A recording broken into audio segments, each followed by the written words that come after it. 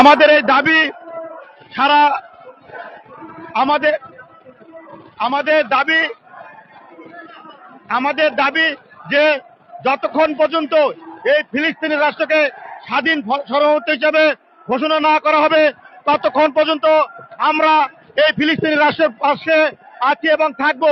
আমাদের মাননীয় প্রধান উপদেষ্টা যে ঐতিহাসিক ঘোষণা দিয়েছেন যে ফিলিস্তিনি ভাইরা অসুস্থ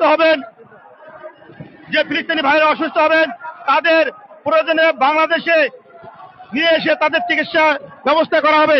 এই জন্য মাননীয় প্রধান উপদেষ্টা এবং উপদেষ্টা পরিষদের সকল সদস্যবৃন্দকে আমরা ধন্যবাদ জ্ঞাপন করছি। আজকে বাংলাদেশ যে জনগণ যেভাবে ফুঁসে উঠেছে, যে ফিলিস্তিনির পক্ষে দাঁড়িয়েছে, এই ধারাবাহিকতায় বাংলাদেশ বেসরকারি প্রাথমিক শিক্ষক সমিতিও তাদের সাথে একত্রতা ঘোষণা করে আমরা র্যালির মাধ্যমে আমাদের এই দাবির সাথে একত্র ঘোষণা করছি এবং এখানে আমার কথা শেষ করছি। আল্লাহ হাফেজ। আপা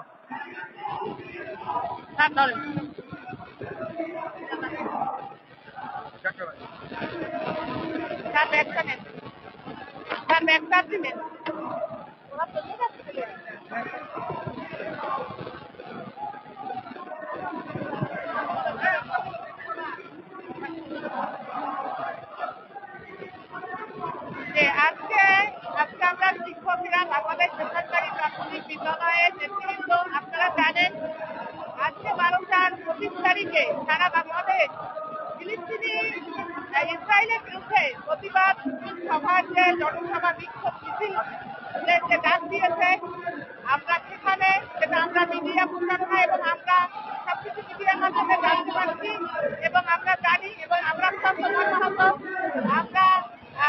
আমরা হৃদয় বিদারক আমরা অত্যন্ত মর্মাহত এবং আমরা একাত্মতা প্রকাশ করছি এই যে বাংলাদেশের ছাত্র জনতা সহ বিভিন্ন রাজনৈতিক দল সহ বাংলাদেশের সকল মুসলিম যে জেগে উঠেছে এবং একই স্লোগান দিচ্ছে যে বিশ্বের মুসলিম এক হও এক হও।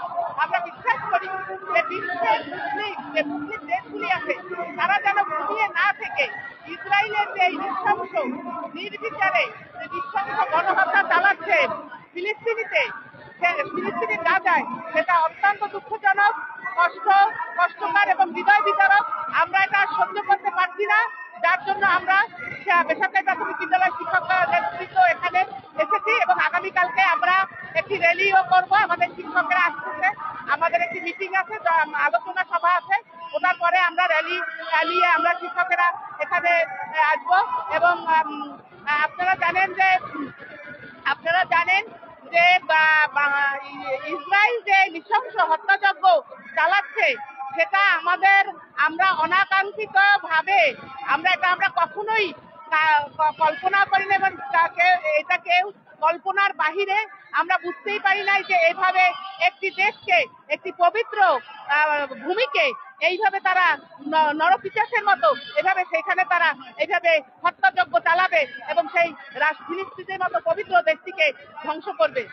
আপনারা জানেন যে 1969 সালে যখন মসজিদ আল আকসায় একবার ইসরায়েল আগুন লাগিয়েছিল তখন প্রধানমন্ত্রী, কিন্তু ইসরায়েলের প্রধানমন্ত্রী সারা রাত উনি নিজেই বলেছে যে আমি সারা রাত্র ঘুমাই নাই, কারণ আমরা ভেবেছি যে সৌদি আরব অবশ্যই আমাদের মধ্যে ঢুকে পড়বে।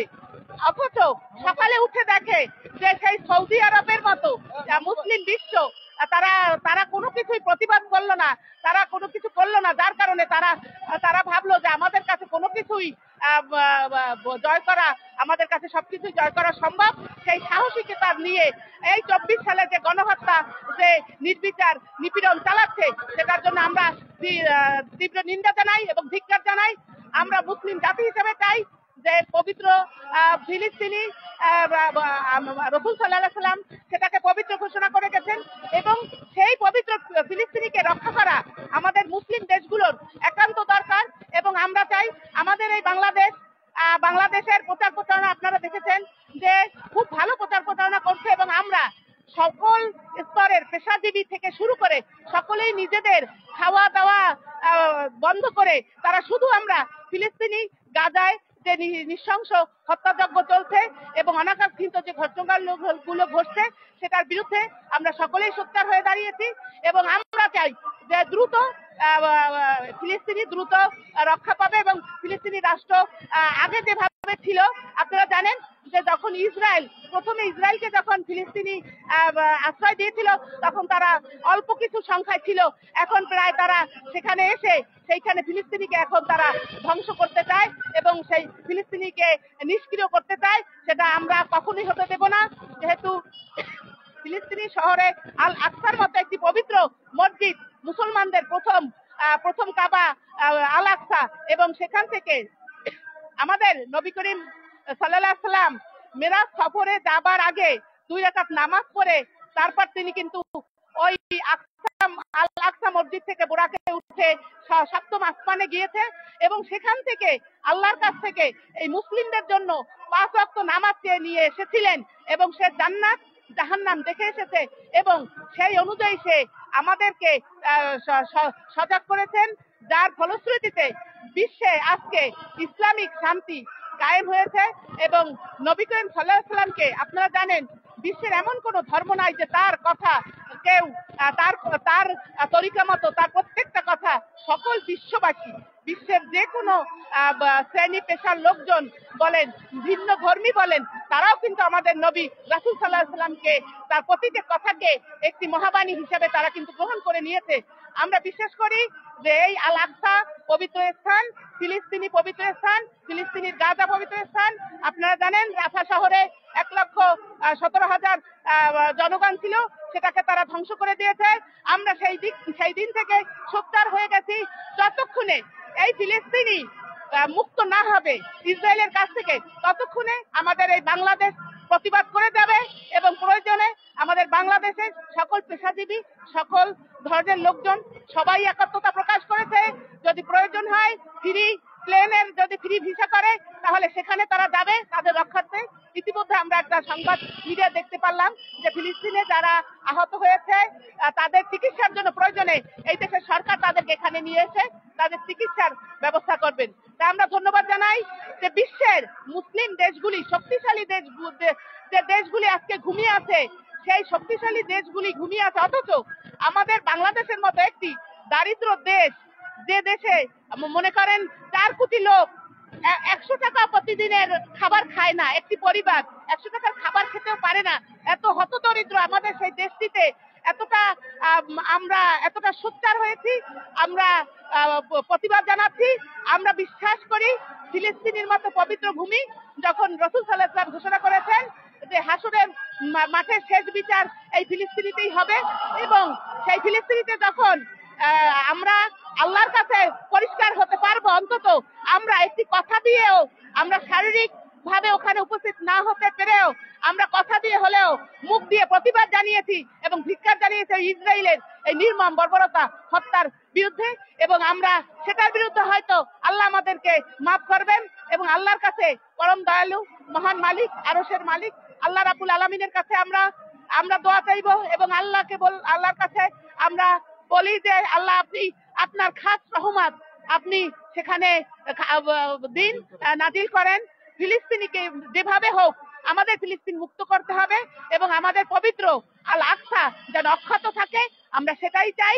সেই চাওয়া পাওয়ার জন্যই আমরা রাজপথে আসছি শিক্ষকেরা, এবং আমরা চাই যতক্ষণ পর্যন্ত ফিলিস্তিন মুক্ত না হবে আমরা তাদের জন্য দোয়া করব এবং আমরা প্রতিবাদ করে যাব। ধন্যবাদ আপনাদের সবাইকে।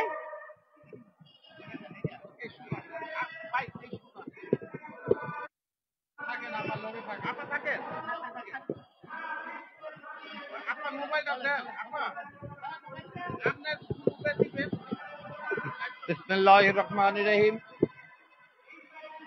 অত্যন্ত দুঃখের বিষয় জানাচ্ছি যে মুসলমানদের ঐতিহাসিক স্থান ফিলিস্তিন, সেই ফিলিস্তিনের গাজায় সমগ্র ফিলিস্তিন জুড়ে ইহুদিদের যে বর্বরতা চলছে, ইসরায়েলের যে বর্বরতা চলছে, বোমিং চলছে, গণহত্যা চলছে, বাড়িঘর ধ্বংসযজ্ঞ চলছে, দখলদারিত্ব চলছে, আমরা তার তীব্র নিন্দা জানাই।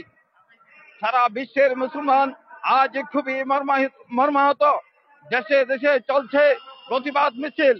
আমরা সবাই একমত যে ফিলিস্তিনকে রক্ষা করতে হবে। এটা ইসলামের জন্য, মুসলমানদের জন্য একটা ঐতিহাসিক স্থান। আমাদের এই আল আকসা মসজিদ ফিলিস্তিনে, এই আল আকসা মসজিদে এক ওয়াক্ত নামাজ পড়লে 500 রাকাত নামাজের সওয়াব পাওয়া যায়। আমরা অবিলম্বে এই ইসরায়েলের আগ্রাসন বন্ধ করার জন্য দাবি জানাচ্ছি। যারা বিশ্ব মোড়ল আছেন তাদেরকে ন্যায়ের পথে, সত্যের পথে দাঁড়ানোর জন্য আহ্বান জানাচ্ছি। এখানে যে ক্ষতিগ্রস্ততা হয়েছে, বাড়িঘর ধ্বংস করা হয়েছে, মানুষ ক্ষতিগ্রস্ত হয়েছে, সেখানে বাড়িঘর তৈরি করে দেওয়া উচিত, মানুষের খাদ্য বস্ত্রে নিশ্চয়তা দেওয়া উচিত, চিকিৎসা সেবা দেওয়া উচিত। আমি বাংলাদেশ সরকারকে বলবো, আপনি মানুষের চিকিৎসায় পাশে দাঁড়ান, ওদের খাদ্য ত্রাণ সেবা পাঠানোর জন্য জরুরি উদ্যোগ গ্রহণ করেন।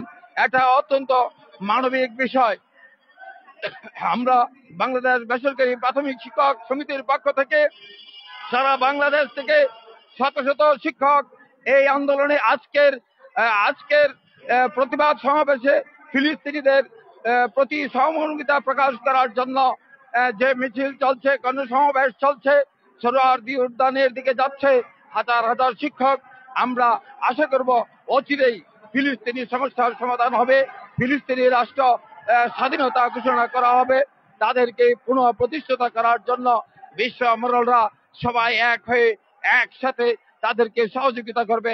আমি এই বলে আমার কথা শেষ করছি। আসসালামু আলাইকুম, খুদা হাফেজ। আমরা আমরা একটা কথা বলতে চাই যে আপনারা জানেন যে আমরা